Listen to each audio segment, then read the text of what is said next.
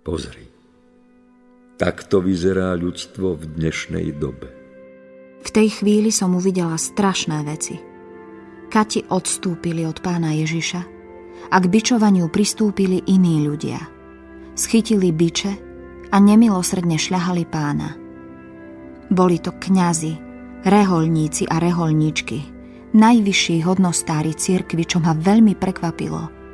A boli medzi nimi aj svetskí ľudia rôzneho veku a stavu. Všetci si vybíjali svoju zlosť na nevinnom Ježišovi. Keď som to videla, moje srdce upadlo do takého stavu, ako by som zomierala.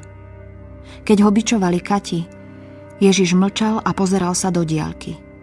Keď ho bičovali duše, ktoré som spomenula vyššie, Ježiš zatvoril oči a z jeho srdca sa vydral tichý, ale strašne bolestný ston.